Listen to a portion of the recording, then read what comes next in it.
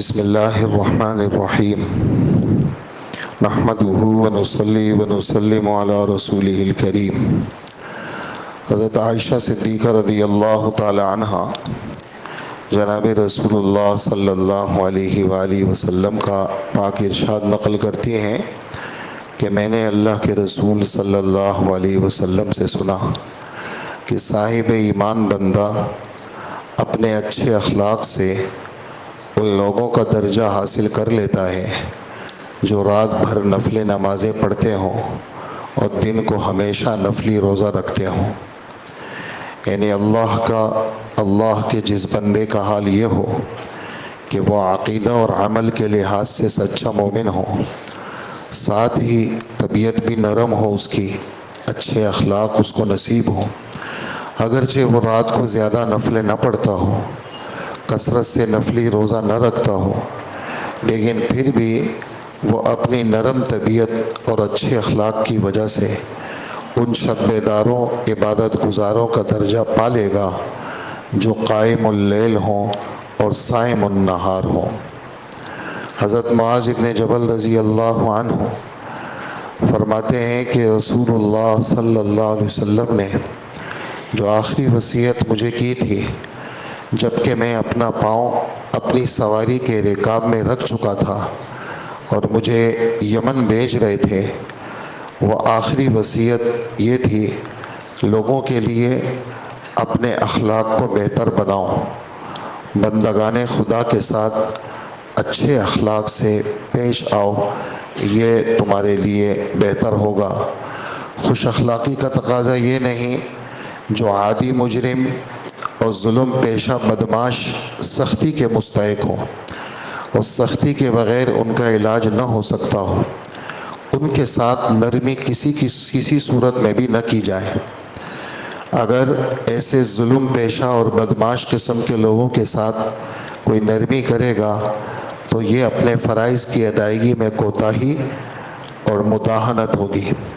بہرحال عدل و انصاف اور اللہ کی مقرر کی ہوئی حدود کی پابندی کے ساتھ مجرموں کی تادیب اور تعزیر کے سلسلے میں ان پر سختی کرنا کسی اخلاقی قانون میں بھی اچھے اخلاق کے خلاف نہیں ہے۔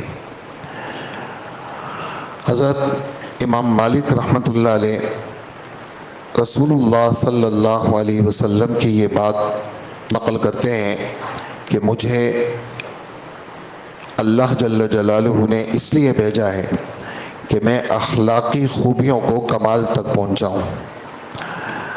حضرت عبداللہ ابن عمر رضی اللہ عنہ جناب رسول اللہ صلی اللہ علیہ وسلم کی یہ بات نقل کرتے ہیں کہ تم دوستوں میں سب سے زیادہ محبوب مجھے وہ ہیں جس کے اخلاق اچھے ہوں، اور رسول اللہ صلی اللہ علیہ وسلم اپنی دعا میں یہ بات اللہ سے مانگتے تھے کہ اے میرے اللہ، تو نے اپنے کرم سے میرے جسم کی ظاہری بناوٹ کو اچھا بنایا ہے، اے میرے اللہ میرے اخلاق بھی اچھے کر دے، آمین۔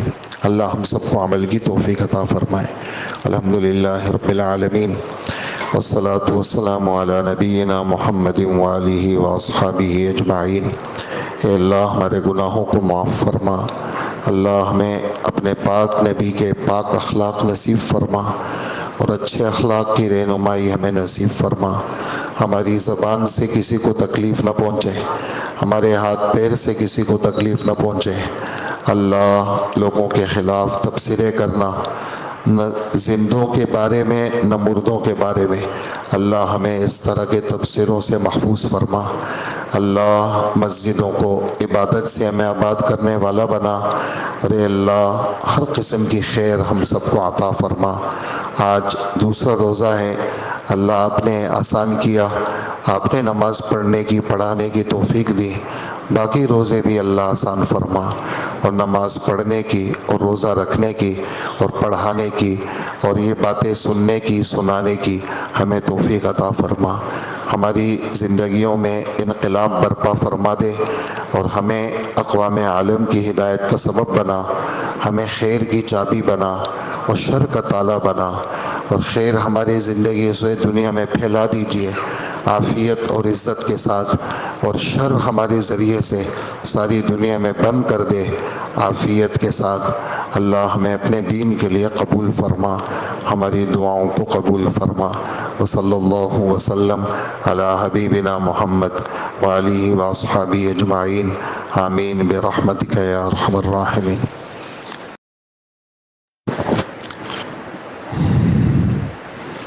بسم اللہ الرحمن الرحیم، نحمدہ ونصلی ونسلم علی رسولہ الکریم، اما بعد۔ قرآن پاک کی تیسرے پارے کی آیت ہے۔ اللہ جل جلالہ فرماتے ہیں کہ خوبصورت کر دی گئی ہیں لوگوں کے لیے مرغوب چیزوں کی محبت۔ مثلا عورتیں لوگوں کو اچھی لگتی ہیں، بیٹے اچھے لگتے ہیں، سونے چاندی ڈھیر لگے ہوئے اچھے لگتے ہیں، عمدہ اور اعلیٰ گھوڑے سواریاں اچھی لگتی ہیں، اور دوسرے مویشی زراعت یہ اچھے لگتے ہیں۔ لیکن یہ سب چیزیں دنیاوی زندگی کی استعمال کی چیزیں ہیں۔ انجام کار کی خوبی اور کام آنے والی چیز تو اللہ کے پاس ہے۔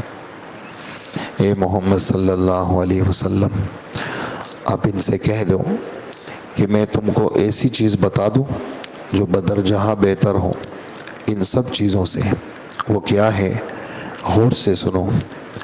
ایسے لوگوں کے لیے جو اللہ سے ڈرتے ہیں، ان کے رب کے پاس ایسے باغات ہیں جن کے نیچے نہریں بہتی ہیں، ان میں وہ لوگ ہمیشہ رہیں گے، اور ان کے لیے وہاں ایسی بیویاں ہیں جو ہر طرح پاک صاف ستھری ہیں، اور اس سب سے بڑھ کر چیز یہ ہے کہ اللہ کی رضامندی سب کو ملے گی، اللہ سب سے خوش ہو جائیں گے، اور اللہ تعالیٰ بندوں کے احوال کو خوب دیکھنے والے ہیں۔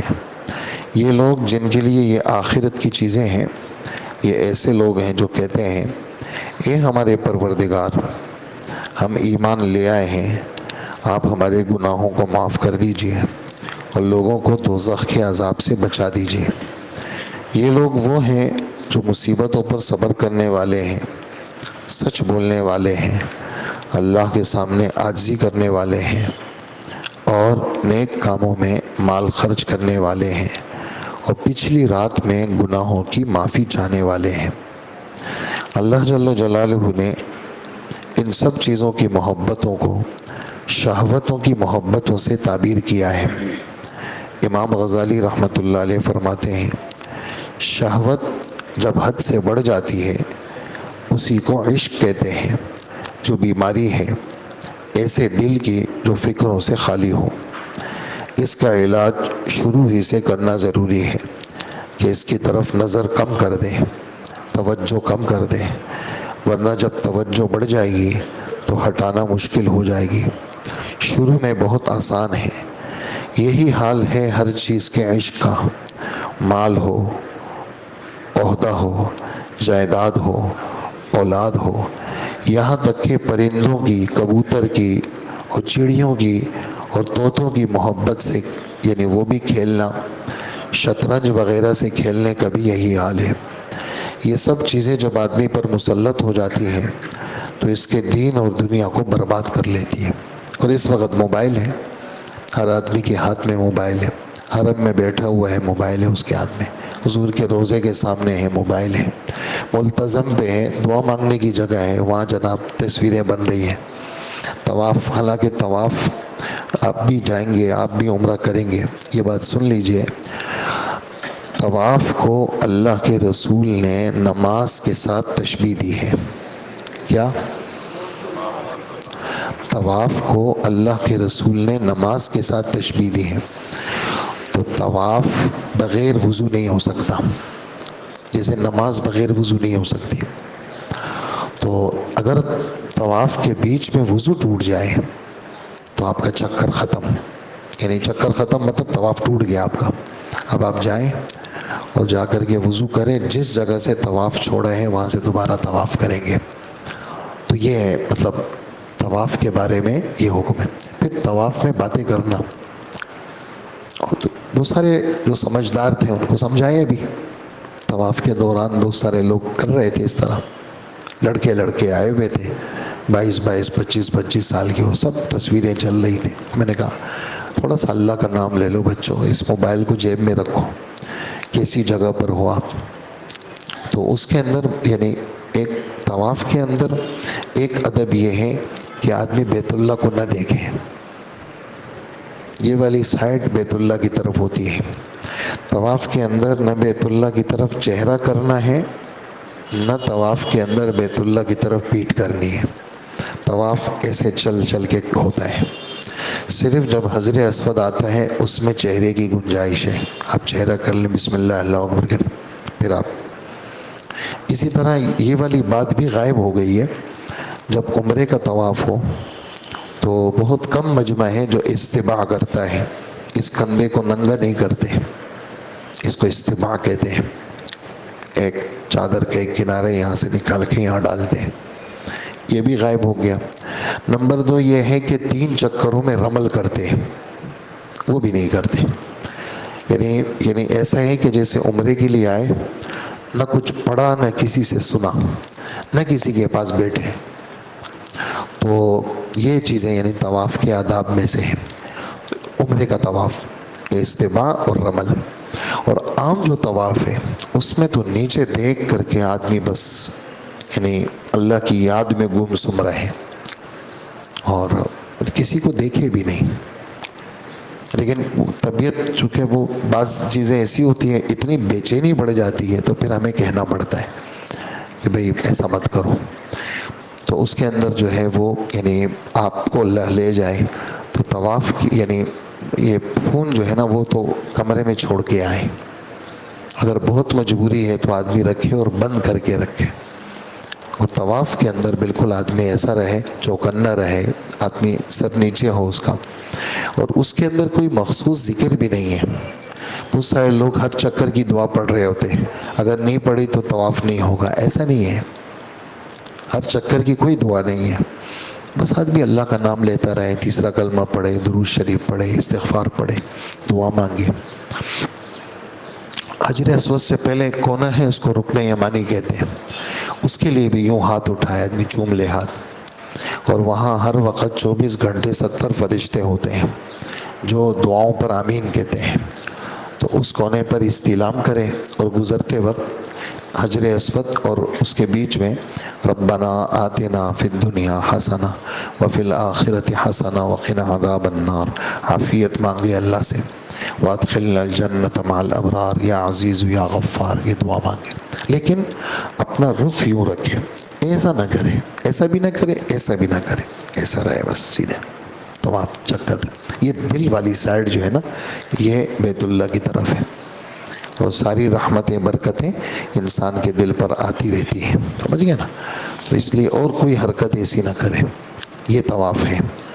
تو جو چیز مسلط ہو جاتی ہے پھر وہ ہٹتی نہیں ہے۔ اب جن لوگوں کو موبائل کی لت پڑ گئی ہے وہ نہیں ہٹتی، اس لیے اپنی تربیت کرنی، ہم نے اپنے آپ کو موبائل سے بچانا ہے۔ ضرورت کا ہم منکر نہیں ہے، واٹس ایپ استعمال کریں، ضرورت کی چیزیں ہیں، کاروبار ہے، کوئی بھی چیز ہے، لیکن جو اس کے اندر لغویات ہیں جو آدمی کو اللہ سے غافل کرتی ہے اس سے اپنی حفاظت کرنی ہے۔ جتنا یعنی انٹرنیٹ کے سسٹم کو بند رکھیں گے، صرف ضرورت کے لیے کھولیں گے، اتنے فائدہ ہے۔ جتنا بڑے موبائل سے بچیں گے، اسمارٹ فون سے بچیں گے، چھوٹا موبائل اپنے پاس رکھیں، ضرورت کے لیے کوئی فون کرنا ہو، کوئی چیز کرنی ہو، اپنی سم جو ہے وہ چھوٹے موبائل میں رکھیں، اور جو بات کرنی ہے وہ چھوٹے موبائل سے کریں۔ کوئی بڑے موبائل کا کوئی کام پڑ گیا تو وہ گھر سے پھر کر لیں، گھر سے کر لیں، دفتر سے کر لیں، لیکن ہر وقت جیب میں بڑا موبائل ہو، مسجد میں بھی ہو، تراویح میں بھی ہو، بیت اللہ میں بھی ہو، مسجد نبی میں بھی ہو، تو یہ ذرا تھوڑا سا اپنی تربیت اس طرح بنائیں کہ ہم بڑے موبائل سے اپنی حفاظت کریں۔ تو یہ فرماتے ہیں کہ اگر وہ جانور، اس کی مثال ایسی ہے، کوئی شخص سواری پر سوار ہے، اگر وہ جانور کی باگ اسی وقت دوسری طرف پھیر دے جب وہ بے جگہ جانے کا رخ کر رہا ہو تو اس وقت بہت آسانی کے ساتھ وہ جگہ پر پڑ سکتا ہے، لیکن جب وہ جانور کسی دروازے میں گھس جائے پھر سوار دم پکڑ کر کے بھی کھینچنا چاہے تو بڑی سخت دشواری ہو جاتی ہے۔ اس لیے ہم سب چیزوں کی محبت کو ابتدا ہی سے نگاہ میں رکھیں، اعتدال سے نہ بڑھنے دیں۔ علماء نے فرمایا دنیا کی جتنی بھی چیزیں ہیں وہ 3 قسم میں داخل ہیں: معدنیات، نباتات، حیوانات۔ معدنیات جو زمین کے اندر کی چیزیں ہیں، سونا ہے، چاندی ہے چیزیں۔ نباتات پیٹرول ہے، گیس ہے، یہ سب معدنیات میں آتی ہیں۔ اور نباتات جو درخت وغیرہ ہیں، آم ہیں، انگور ہیں وغیرہ وغیرہ۔ اور حیوانات وہ ہم جانتے ہیں، گائے ہیں، بکری ہیں، بیل وغیرہ۔ اللہ تعالیٰ نے ان آیات میں تینوں کی مثالیں دی ہیں۔ دنیا کی ساری ہی چیزوں پر متنبع فرما دیا۔ بیویوں اور بیٹوں کو ذکر فرما کر آل اولاد، عزیز و اقارب، احباب، غرض انسانی محبتوں پر تنبیہ فرمائی۔ محبت کرنی ہے، بیٹے سے بھی محبت ہے، بیٹی سے بھی ہے، بیوی سے بھی ہے، لیکن وہ ایسی محبت ہو کہ آدمی فرائض کو چھوڑ دے اور اللہ کے دین کے لیے کچھ کر ہی نہیں سکے، تو ایسی محبت اچھی نہیں ہے۔ ایسی محبت جو آدمی کو اللہ کے دین کی چیزوں سے روک دے، ایسی محبت اچھی نہیں ہوتی۔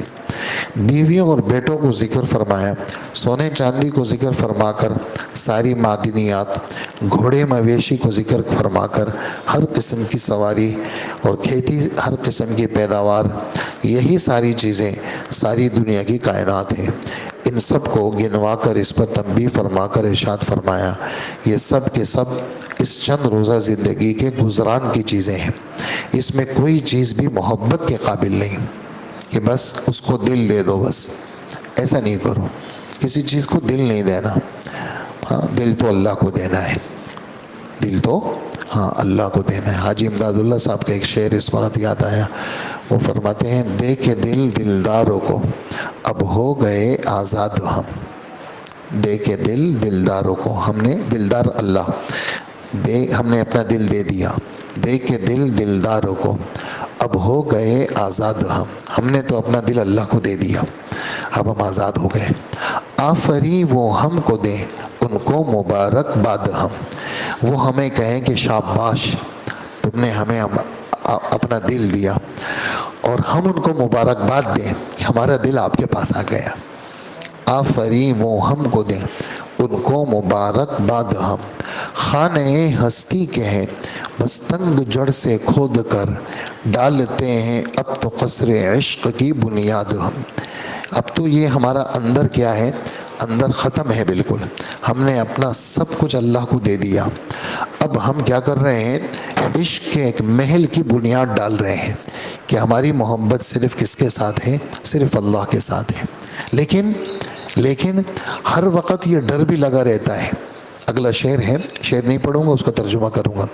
ہر وقت یہ ڈر بھی لگا رہتا ہے، ہاں آپ پڑھے ہیں مثل خاک کوئے یار میں تو خاک کی طرح ہوں، اللہ کے در پر آ گیا ہوں، مٹی ہوں میں تو، پر یہی ڈر ہے نہ پڑ جائیں بدست باد ہم، لیکن ہر وقت یہ ڈر ہے کہ کہیں ہوا چل پڑے تو ہم اڑ جائیں گے اور اللہ کے در کی مٹی بن کر کے ہم کہیں غائب نہ ہو جائیں، ہم تو اللہ کے در پہ آ گئے ہیں۔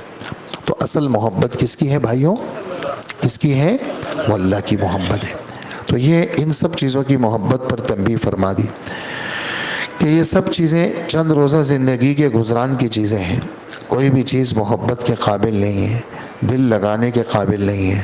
دل لگانے کی چیزیں وہی ہیں جو پائیدار ہیں، ہمیشہ رہیں۔ دیکھو نا، نیا موبائل خریدا نا، کچھ عرصے کے بعد کہتے ہیں یار یہ ماڈل پرانا ہو گیا، دوسرا لے لو۔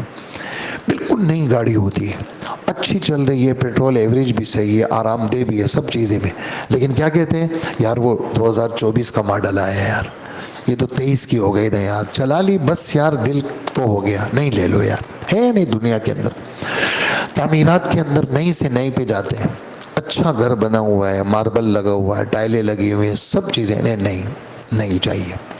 فرنیچر زبردست، فرنیچر کی دکان پہ جانا ہوا تھا، وہ بچے کی شادی تھی، تو میں نے ویسے ہی وہ جو بچہ تھا اس نے یہاں ہمارے ہاں پڑھا، دور حدیث میں تھا، تو وہ بھی کام بھی کرتا تھا، والد صاحب دکان تو اس کے والد صاحب کی تھی، تو وہ کہنے لگا کہ کتنے سارے لوگ جو ہیں وہ سال کے شروع میں آتے ہیں، اپنا نیا فرنیچر جو انہوں نے 2 سال پہلے ہم سے لاکھوں روپے کا بنوایا ہوتا ہے، وہ ہمیں آدھے سے بھی کم پیسوں میں بیچ دیتے ہیں، اور نئے ماڈل کا فرنیچر لے کے جاتے ہیں اور پیسے ہمارے اکاؤنٹ میں آ جاتے ہیں، آ کر پسند کر لیتے ہیں وہ فرنیچر، پھر ہم اٹھوا لیتے ہیں اس کو، ہم ٹھیک کر کے ہم اس کو پھر اسی ریٹ پہ بیچ دیتے ہیں۔ ایسے لوگ ہیں دنیا میں۔ تو اسی طرح بہت ساری چیزیں کیا ہیں، ہم کہتے ہیں نئی سے نئی کی تلاش میں۔ اور ایمان کا حال یہ ہو گیا کہ نمازوں میں دل نہیں لگ رہا، ذکر میں دل نہیں لگ رہا، اللہ کے ساتھ دل نہیں لگ رہا۔ معلوم یہ ہوا کہ دل میں کچھ اور ہے۔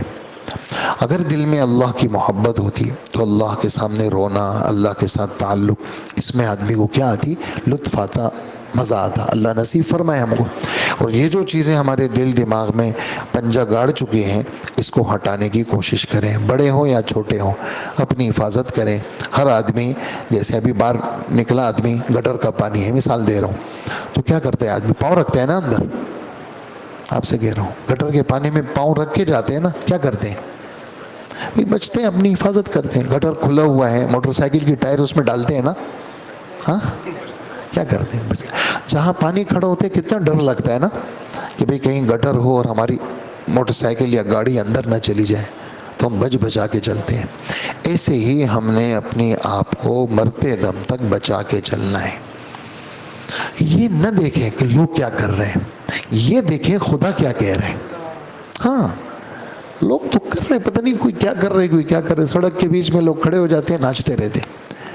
ہاں ایک جگہ جا رہے تھے ہم سفر میں، لوگ کھڑے ہوئے بیچ سڑک میں، بالکل موٹر وے پہ، اور جناب ڈیگ رکھا ہوا ہے، وہ نکل گئے گاڑیوں سے، ناچنے لگے۔ ہوٹلوں میں لوگ کھانا کھا رہے تھے، کاغان ناران میں تھے، ہم صبح ناشتہ کر رہے تھے، اور جناب باہر لوگوں نے ڈیگ لگایا، 4-5 نوجوان لڑکے ناچنے لگے، ساری مخلوق ان کی طرف دیکھنے لگی۔ تو وہ ناچیں گے تو ہم بھی ناچیں گے؟ بالکل نہیں ناچیں گے۔ لوگ جو کرتے ہیں وہ نہیں کرنا، وہ کرنے جو اللہ کہہ رہے ہیں، اللہ اس کے رسول جو کہہ رہے ہیں نا وہ کرنے۔ لوگ کرنے تو لوگوں کو جائیں، بہت سارے لوگ آپ نے دیکھا ہوگا گٹر بند ہو جاتے ہیں، بنگی اندر غوطہ لگاتے نہیں لگاتے، تو ہم بھی لگائیں گے کیا بھئی، ہم پخانے کے اندر غوطہ لگائیں گے؟ نہیں لگائیں گے۔ کیوں نہیں لگائیں گے بھئی، گندگی ہے۔ ایسے ہی لوگ جو کر رہے ہیں ہم بھی کر رہے ہیں جی، ساری دنیا کر رہی ہے، کرنے دو۔ ہم وہ کریں گے جو اللہ نے کہا، کیا، اور اللہ کے رسول نے فرمایا۔ تو یہ باتیں ہیں، دل لگانے کے قابل نہیں۔ دل لگانے کی چیزیں صرف وہی جو پائیدار ہے، ہمیشہ رہنے والی ہیں، ہمیشہ کام آنے والی ہیں۔ سب سے بڑھ کر اللہ کی رضا ہے، اللہ کی خوشنودی ہے، دنیا اور آخرت کی ہر چیز پر بلند و بالا ہے، ہر چیز سے بڑھ کر ہے۔ دوسری جگہ جنت کی نعمتوں کو ذکر فرمایا، رضوان من اللہ اکبر، اللہ کی رضامندی سب چیزوں سے بڑی ہوئی ہے، اور وہی چیز ہے جو بڑی کامیابی ہے۔ حقیقت بھی یہی ہے کہ اللہ کی رضامندی کے برابری نہ دنیا کی کوئی چیز کر سکتی ہے، نہ آخرت کی کوئی نعمت اس کے برابر ہے۔ آیت بالا میں دنیا کی ساری مرغوبات کو ذکر فرما کر اس پر تنبیہ کر دی، یہ سب دنیاوی زندگی کے اسباب ہیں۔ پھر بار بار قرآن پاک میں اس چیز پر تنبیہ فرمائی، مختصر عنوانات سے نصیحت کی گئی، کہیں دنیا طلبی کی مذمت کی گئی، کہیں دنیا کی ترجیح دینے والوں کی برائی بیان کی گئی، کہیں اس کا ناپائیدار ہونا بتایا گیا، کہیں دنیا کو دھوکہ بتایا گیا، تاکہ اس حقیقت کو اچھی طرح ذہن میں بٹھا لو کہ دنیا اور دنیا کی ہر چیز عارضی ہے، ضرورت پورا کرنے کی ہے، دائمی نہیں ہے، دل لگانے کی چیز نہیں ہے۔ اس سلسلے کی چند آیات میں ذکر کرتا ہوں، اس کو انشاءاللہ کل پڑھیں گے۔ اللہ عمل کی توفیق عطا فرمائے۔ الحمدللہ رب العالمین۔